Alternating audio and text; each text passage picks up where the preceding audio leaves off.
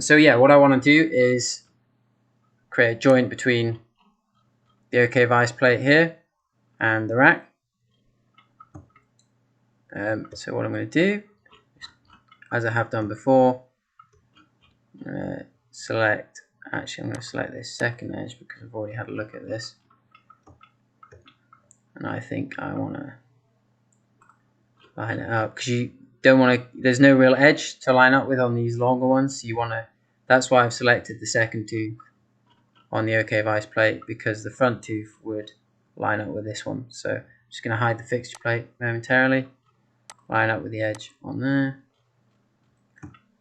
So yeah, as you can see, if I'd use the front tooth, there's nothing to line up on. So that's why I've used that one there. Hit OK. And then let's just drag this back. Drag this back. And that looks like it'll put firm A. Yeah, that looks like it'll be perfect. My laptop froze again there, so apologies if this video is a bit jittery. It's because I'm trying to go back and redo bits again because my I don't think my laptop likes my my recording software too much. But I'll carry on. So what I want to do now is form a sketch. I want to get this jaw lined up with this edge, so I'll just move it back and out of the way and hit capture position. I want to form a sketch on this face here. I'm going to project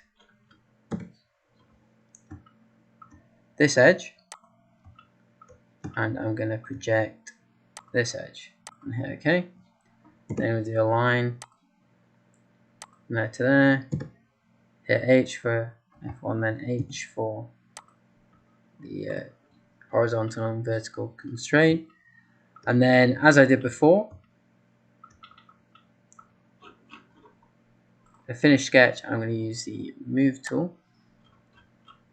I'm going to move, just hide that sketch momentarily, and I want to move this point. So on this component, select the soft jaw, I want to move this point to, if I make that sketch visible again, that point there. So there you go. And because all of this is jointed, it goes into the position you want it to. Hit capture position, and that's it done.